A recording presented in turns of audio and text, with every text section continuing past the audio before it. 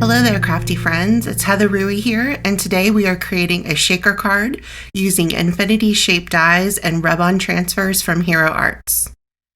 Let's jump right in and start with the background. I placed an A2 size piece of Deluxe smooth white cardstock on a grip mat to hold it in place while stenciling. The stencil I'm using is this Hero Arts Clouds and Grass Scenic stencil. I like this stencil because it has so many options to create a scene. Besides the clouds, there's also grass as well as the sun and birds. I also like that it comes with the sun mask, which is helpful when building a sky scene. I use this Arctic ink with a Hero Arts blending brush to apply the ink over the stencil. I laid the stencil on top of my cardstock and used a circular motion to add ink slightly over the edge of the stencil, creating clouds. As I move the stencil up the cardstock and repeat the process, I shift the stencil slightly to one side or the other to get a slight different orientation of the clouds. I use a Post-it note to mask off any other areas of the stencil that I don't want to get ink through. I keep adding rows of clouds until the panel is covered. Now I need to cut out the window of my shaker. I want my shaker card to have a seamless look, so I'm going to cut the background with two of these rounded jewel dies. I tape two of them together to create a frame for my shaker. You can do this with any of your nesting dies. These rounded jewel dies are infinity dies from Hero Arts. They have other infinity die shapes, and I really like theirs because you get so many dies in one pack. Now that we have that cut out, I adhered the large cloud piece directly to the front of a white note card using some precision glue. I like to use liquid adhesive because it gives me more wiggle room when adhering it into place. Off camera, I die cut several of those frames using the same two dies cut together. These will be the walls of our shaker card. You can use fun foam or foam tape for this, but I'm a big fan of using layers of cardstock because it's so sturdy. I adhered one of the frames in place and then adhered the center cloud stencil piece inside of that.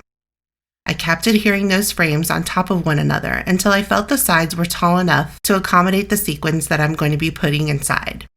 I think I ended up with 6 or 7 layers, but you could do more or less depending on what you are putting inside. As I mentioned, I'm going to use sequins, but you could also use small die-cut shapes. Before I added the final frame layer on top, which is the stenciled cloud frame, I needed to cut a piece of acetate for the shaker window. I used a piece of acetate, but you could use recycled packaging for this. To get the right size window, I used another rounded jewel die from the same die set. I used the size in between each of the sizes I used for the frame to get a perfect fit. When cutting acetate, I like to cut it on top of a piece of typing paper.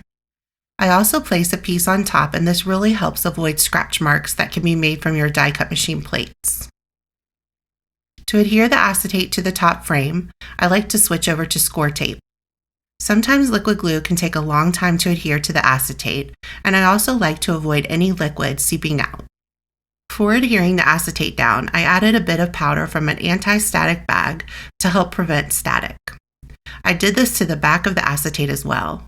I did this after I pulled the tape off only because I completely forgot. You want to do that before you pull the tape so the tape doesn't lose any stickiness or catches the sequins. I added in some clear sequins I had in my stash. I chose clear because I didn't want to take away from the focal images that I will be adding soon. I also added a good amount of sequins because the shaker itself is large. You could do more or less if you want. Once the sequins are in place, I adhered the acetate piece on top and adhered the final frame on top of that, which was the cloud frame that we cut from the panel in the very beginning. I love how this gives a seamless look to the cloud scene. I placed a heavy acrylic block on top while it dried. To decorate the front of the shaker window, I used these birthday party transfers. These rub-ons are so easy to use, and since the shaker part is more involved, these are a great option to use as a finishing touch to save some time and not have to stamp and color. Hero Arts has so many different rub-on themes, and each pack comes with multiple sheets inside. I will link to all of those options below in the description. I cut out 3 balloon images from the sheet and laid them down with the backing on while I got them into the right position. Once I was happy with the position, I peeled off the backing, laid them on the acetate, and then rubbed on top with the popsicle stick that is included. I gently peeled off the top layer to reveal the transferred image. I did this with all 3 images. I also applied a sentiment rub-on from the same sheet along the bottom of the card to finish off the design. My biggest tip for using rub-ons is to remember once you peel off the back layer, it is very sticky.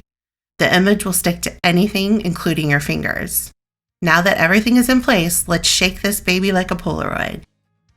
I also decorated the flap of the coordinating envelope with a few of the remaining images from the same rub-on sheet to tie everything together. I hope this has inspired you to create a shaker card using your shape nesting dies. Thanks for watching and spending some time here today.